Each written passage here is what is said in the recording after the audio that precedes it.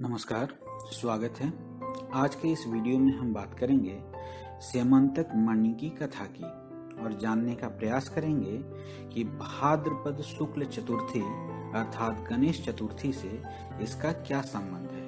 आइए प्रारंभ करते हैं। तो सर्वप्रथम कथा के महत्व को जान लेते हैं। यह समस्त पापों, अपराधों और कलंकों का मार्जन करने वाली कथा है।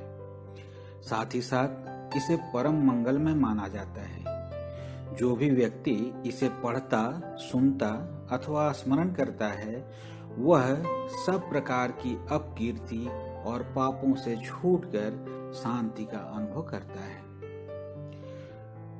जो बात कही गई वह सत्राजीत और कृष्ण के संबंध में बात कही गई। गणेश जी और चंद्र का भी उल्लेख है इस कथा में। जानते हैं गणेश चतुर्थी से क्या संबंध है। पुराणों के अनुसार गणेश जी ने चंद्रमा को श्राप दिया था कि भाद्रपद शुक्ल चतुर्थी को जो कोई भी उन्हें देखेगा उस पर मिथ्या आरोप लग सकता है, अपकीर्ति भी हो सकती है। द्वापर युग में श्री कृष्ण ने भी चतुर्थी को चंद्रमा का दर्शन किया था और इस कारण उन पर स्यमंतक मणि की चोरी का मिथ्या आरोप भी लगा और यह पूरी कथा उसी के संबंध में है।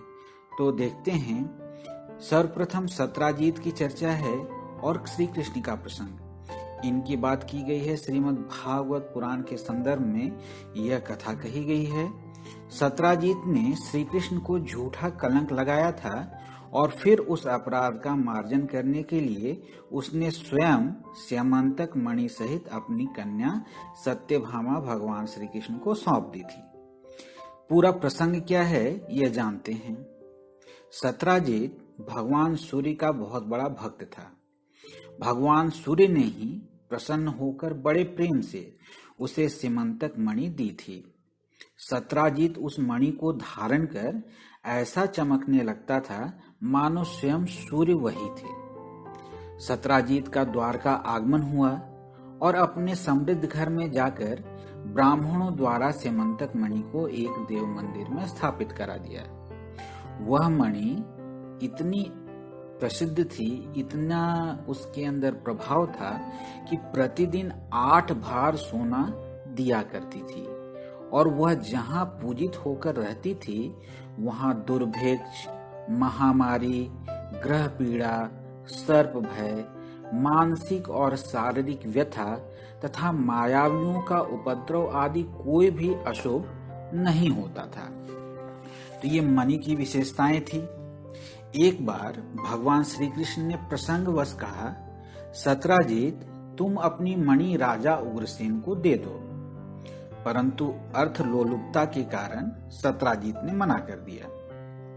सत्राजीत के एक भाई थे प्रसेन। एक दिन प्रसेन ने मणि को अपने गले में धारण कर लिया और फिर वह घोड़े पर सवार होकर शिकार खेलने वन में चला गया। वहां एक सिंह ने घोड़े सहित प्रसेन को मार डाला और मणि को छीन लिया। पर्वत की गुफा में प्रवेश कर ही रहा था कि मणि के लिए ऋक्षराज जामवान वहां आए और उन्होंने उसे मार दिया और मणि गुफा में बच्चे को खेलने के लिए दे दी। प्रसेन की मौत और मणि की चोरी का आरोप सत्राजीत ने भगवान श्री कृष्ण पर लगा दिया। इसे धोने के उद्देश्य से नगर के कुछ सभ्य पुरुषों को साथ लेकर प्रसेन को ढूंढने हेतु उन्हें खोजते खोजते वे पर्वत की गुफा तक पहुंच गए और यह सच्चाई भी जान गए कि प्रसेन को सिंह ने तथा सिंह को एक रीछ ने मार डाला है। अब वहां पर गुफा की बात की गई है तो श्री कृष्ण अकेले तो गए नहीं थे, बहुत सारे लोग थे। तो बाकी सारे लोगों को उन्होंने बाहर ही इंतजार करने के लिए कहा और अकेले ही श्री कृष्ण गुफा में प्रवेश किए और वहां देखा कि बच्चे जो हैं वो मणि से खेलते देखे उन्होंने। तो जैसे ही वे उसे हर लेने के लिए बच्चे के पास खड़े हुए, उन बच्चों की धाय चिल्ला उठी और ऋक्षराज जामवान वहां आ पहुंचे। क्रोधित हो गए और दोनों के विरुद्ध जो ये युद्ध है वह प्रारंभ हो गया। 28 दिनों तक बिना विश्राम किए यह युद्ध चला और उसके पश्चात जामवान ने यह जान लिया कि कृष्ण रूप में और कोई नहीं बल्कि उनके प्रभु श्री राम ही हैं। मणि के कारण श्री कृष्ण के गुफा में आना जानकर जामवान ने बड़े आनंद से उनकी पूजा करने के लिए अपनी कन्या कुमारी जामवंती को मणि के साथ उनके चरणों में समर्पित कर दिया। उधर 12 दिनों तक प्रतीक्षा करने के बाद जो लोग श्री कृष्ण के साथ आए थे वे दुखी होकर वहां पर जाकर यह खबर सुनाई कि श्री कृष्ण तो वापस आए नहीं हैं। तो सभी लोग दुखी हो गए। सभी लोग उपासना करने लगे। उपासना से देवी प्रसन्न हुई और आशीर्वाद दिया। उसी समय मणि और अपनी नववधू जामवंती के साथ श्री कृष्ण वहां प्रकट हो गए। तो सबका शोक जाता रहा। इसके पश्चात राजसभा में महाराज उग्रसेन के पास सत्राजीत को बुलाकर श्री कृष्ण ने मणि उसे सौंप दी। वह बहुत ही लज्जित हुआ।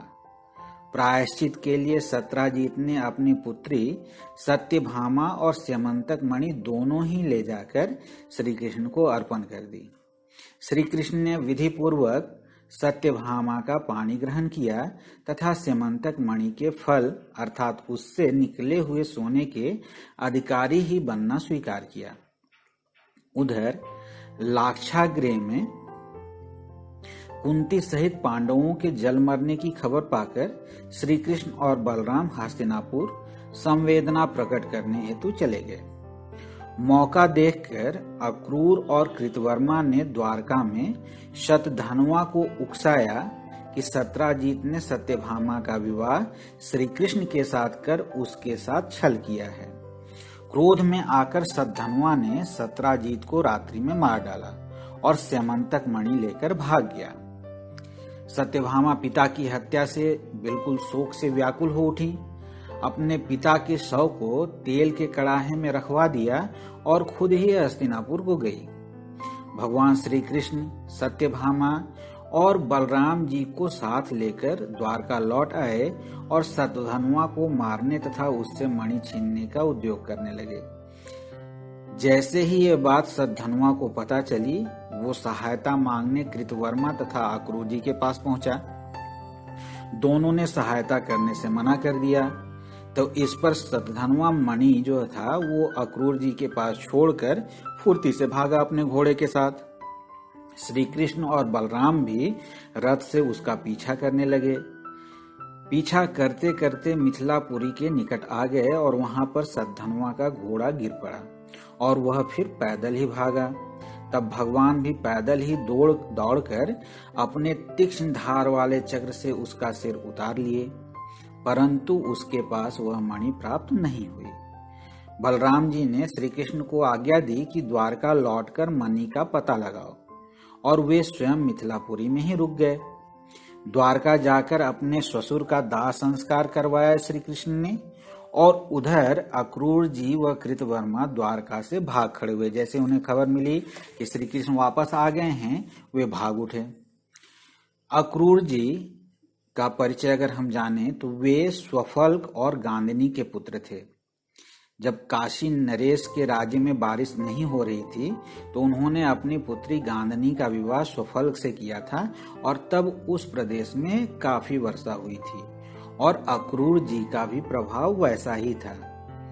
दैविक और भौतिक निमित्तों से बार बार द्वारका वासियों को बहुत प्रकार से अनिष्टों का सामना करना पड़ा। तो लोग इसे मानते थे कि ये अक्रूर जी के वहां नहीं रहने के कारण ही हो रहा है।